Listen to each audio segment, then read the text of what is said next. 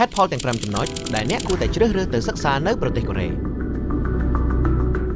តើលោកអ្នកកំពុងមានក្តីសុបិនទៅបន្តការសិក្សានៅបរទេសមែនទេតើអ្នកទាំងអស់គ្នាដឹងទេថាប្រទេសកូរ៉េកំពុងផ្ដល់អាហារូបករណ៍ដល់និស្សិតកម្ពុជាជាច្រើនកន្លែងក្នុងមួយឆ្នាំតើហេតុផលអ្វីខ្លះដែលយើងគួរតែជ្រើសរើសទៅបន្តការសិក្សានៅប្រទេសកូរ៉េតោះកុំឲ្យខាត់ពេលយូរយើងមកស្វែងយល់អំពីហេតុផលទាំង5ចំណុចជាមួយគ្នាហេតុផលទី1សេដ្ឋកិច្ចរីកចម្រើននិងការរស់នៅប្រកបដោយសុវត្ថិភាពសាធារណរដ្ឋកូរ៉េបានទទួលជោគជ័យគួរឲ្យកត់សម្គាល់ក្នុងប៉ុន្មានទសវត្សរ៍ថ្មីៗនេះក្នុងការធ្វើឲ្យប្រសើរឡើងនៅកំណើនសេដ្ឋកិច្ចយ៉ាងឆាប់រហ័សជាមួយនឹងការកាត់បន្ថយភាពក្រីក្រដ៏គួរឲ្យកត់សម្គាល់ GDP របស់ប្រទេសនេះបានកើនជារៀងរាល់ឆ្នាំតាំងពីឆ្នាំ1980មកដល់បច្ចុប្បន្នប្រទេសកូរ៉េគឺជាប្រទេសអភិវឌ្ឍន៍ដែលមានសេដ្ឋកិច្ចចម្រុះនិងមានផលិតផលប្រកួតប្រជែងខ្លាំងលើវិស័យមួយចំនួនដូចជាទូរស័ព្ទដៃចល័តឆ្លាតវៃ Semiconductor ការផលិតមាតិកាវប្បធម៌សម្រាប់នាំចេញទៅក្រៅស្រុកវិស័យសិល្បៈតន្ត្រី Game និង Webtoons ដែលយើងហៅថារលកកូរ៉េហៅយូផងដែរប្រទេសកូរ៉េមានការរៀបចំសណ្ដាប់ធ្នាប់ក្រុងបានល្អ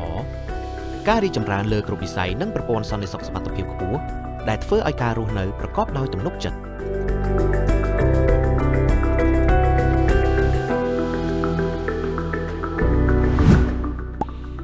ចំណុចទី2គុណភាពនៃការអប់រំល្អនិងបណ្ដាញអប់រំធំទូលាយយោងតាមស្ថិតិចំនួនសាកលវិទ្យាល័យពីគេហទំព័រ COSIS ប្រទេសកូរ៉េមានសាកលវិទ្យាល័យប្រមាណ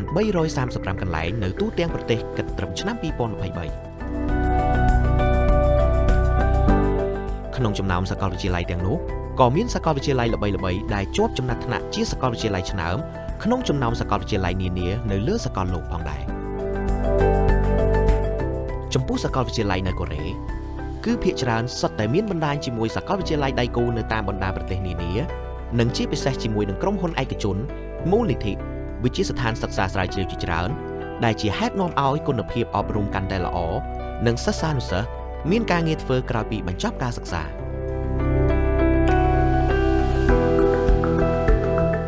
ចំណុចទី3គោលនយោបាយសុខុមាលភាពសម្រាប់និស្សិតអាហារូបករណ៍ដែលជាជនបរទេសចំណុចនេះខ្ញុំសូមលើកយកអាហារូបករណ៍ GKS ដែលជាអាហារូបករណ៍រដ្ឋាភិបាលកូរ៉េមកនិយាយជាឧទាហរណ៍ដោយសង្ខេបរដ្ឋាភិបាលនៃប្រទេសកូរ៉េបានផ្ដល់អាហារូបករណ៍សម្រាប់និស្សិតបរទេសយ៉ាងច្រើនទូទាំងសកលលោកជារៀងរាល់ឆ្នាំដោយមានផ្ដល់ការបង់ថ្លៃសិក្សា 100% ថ្លៃសំបុត្រយន្តហោះទៅវិញទៅមកប្រាក់ខែសម្រាប់ការចាយវាយប្រចាំថ្ងៃថ្លៃធានារ៉ាប់រងសុខភាពកម្មវិធីសិក្សាភាសាកូរ៉េប្រាក់លើកទឹកចិត្តសម្រាប់និស្សិតឆ្នាំភាសាកូរ៉េនិងផ្សេងៗទៀតផងដែរលើសពីនេះរដ្ឋាភិបាលក៏បានលើកទឹកចិត្តឲ្យមានការរៀបចំកម្មវិធីនានាដើម្បីជួយគាំទ្រសម្រាប់និស្សិតបរទេសដូចជាកម្មវិធីស្ម័គ្រចិត្តនិងហាត់ការពិព័រណ៍ការសិក្សានិងការងារកម្មវិធីប្រកួតប្រជែងនានាជាដើមសិស្សានុសិស្សក៏អាចទទួលបានឱកាសក្នុងការស្វែងរកការងារក្រៅម៉ោងឬការផ្លាស់ប្ដូរវីសាស្វែងរកការងារក្រោយបញ្ចប់ការសិក្សាដើម្បីសន្សំបទពិសោធន៍ការងារមុនត្រឡប់មកប្រទេសកំណើតផងដែរចំណុចទី4នោះគឺអាហារនិងការរស់នៅប្រកបដោយផាសុកភាព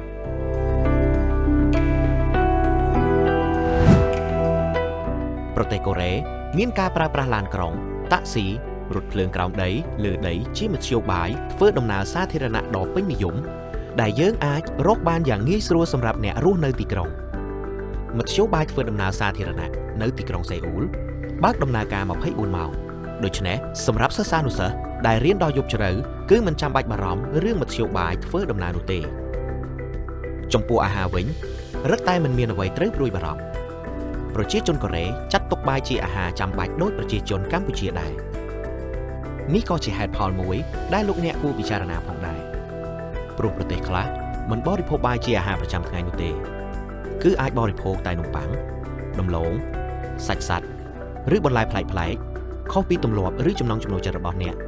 ដែលវាអាចនឹងធ្វើឲ្យអ្នកពិបាកសម្របខ្លួននៅពេលដែលអ្នកទៅសិក្សានៅទីនោះ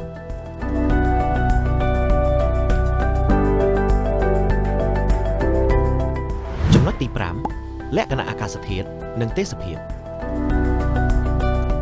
ប្រទេសកូរ៉េមាន4រដូវគឺរដូវផ្ការីករដូវក្តៅ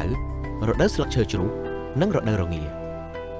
ភាពផ្លាស់ប្ដូរនៃរដូវទាំង4នេះបានធ្វើឲ្យប្រទេសកូរ៉េកាន់តែមើលទៅស្រស់ស្អាតប្លែកៗគ្នានៅរដូវផ្ការីកគឺមានសីតុណ្ហភាពត្រជាក់ល្មមនិងសម្បូរផ្កាចំណែកឯរដូវក្តៅវិញមានភ្លៀងធ្លាក់និងក្តៅខ្លាំងតែក្នុងខែកក្កដានិងសីហាប៉ុណ្ណោះចំណែកឯទេសភាពគឺមានពណ៌បៃតង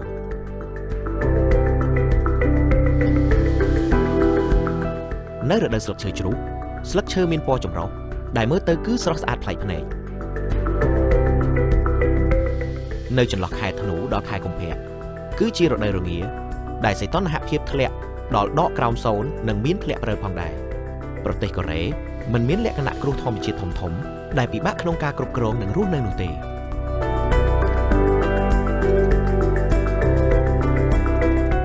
សង្ឃឹមថាហេតុផលទាំង5យ៉ាងនេះនឹងក្លាយជាកត្តាជំរុញលោកអ្នកឲ្យកាន់តែងាយស្រួលក្នុងការសម្រេចចិត្តជ្រើសរើសទៅសិក្សានៅប្រទេសកូរ៉េប្រកបដោយភាពជឿជាក់